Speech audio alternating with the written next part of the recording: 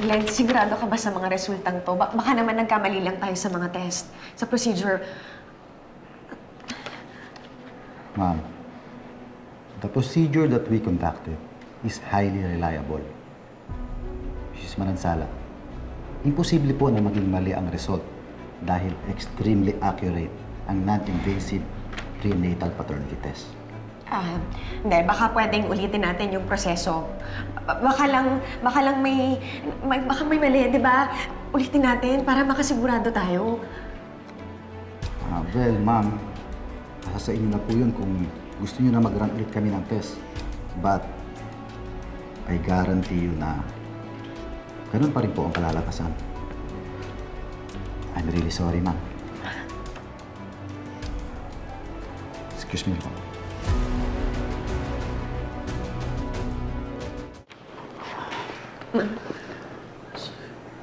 Christy, listen, okay? Listen. Hindi natin expected itong naging outcome ng test. Pero wala tayong magagawa. You understand? Wala tayong magagawa. We just have to accept it. And we have to deal with it. Paano ko po sasabihin kay Jordan, ma? Hindi ko natatakot ako, ma. Ma.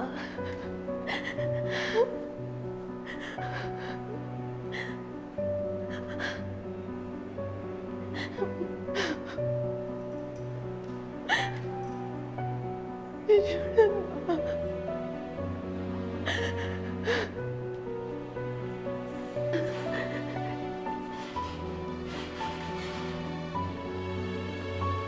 Natatakot ako. Paano ko siya harapin? Alam kong nangako siya sa akin na tatanggapin niya yung bata kahit anong mangyari, pero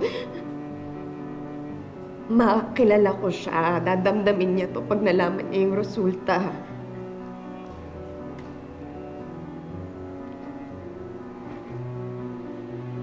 Pero, pwede namang hindi niya malaman ang totoo, hindi ba? Magsisinungaling ako sa kanya, ma? Ma, wag na, please. Ayoko na pong gawin yun. Minsan na akong nagsinungaling kay Jordan tungkol sa relasyon namin ngayon. Munti ka na kaming masira nun, ma. Ayoko na po talagang ilagay sa alanganin yung relasyon namin mag-asawa, ma. Owen, in a while, pakisabihin yung mga tao magte-technical rehearsal tayo, ha? Tsaka nakikita mo yun sa kanto, ilaw na yun. May 3 bulbs hindi gumagana, paki-check naman, ha?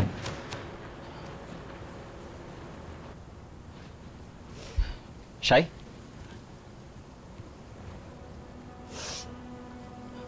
Bakit? What's wrong? Ha? Yung kuya mo kasi. Gusto ko lang na may celebrate yung 4th anniversary namin, pero kung iwasan niya, para kung may nakakahawang sakit. Stop it, Shy. Shy, huwag mo na kasi pagpilitan yung sarili mo kay Jordan. Wala eh. Namili na yung tao eh. Pinili niya si Christy. Kailangan mo na lang tanggapin lahat yun. Lalo na magkakaanak ulit sila. Mali ka. Jeff, hindi dapat panagutan ni Jordan yung pinagbubuntis ni Christy dahil hindi naman siya sure na sa kanya nga yung bata. If only I can prove to him na nabuntis nga ng ibang lalaki si Christy, baka sakaling bumalik siya sa akin. Baka magbago yung isip niya. Jeff, please, tulungan mo ko. Ikaw na lang talaga makakatulong sa akin.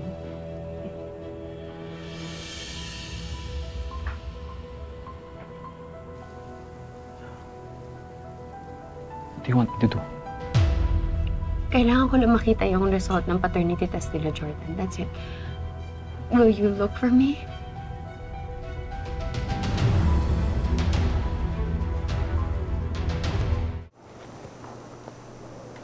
Anak, mas lalong malalamatan ang pagsasama niyo ni Jordan. Kapag nalaman niyang sa leon ang ama ng tinatala mo,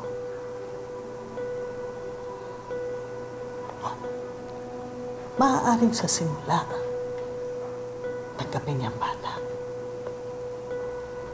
But the truth will forever haunt him. At hindi malabong lumayo ang loob ni Jordan sa bata. Because this child will always remind him na nagkaroon ka ng affair sa ibang lalaki. Anak, huwag mo nang hayaan mapalitan ang galit ang pagmamahal ni Jordan sa'yo. Please.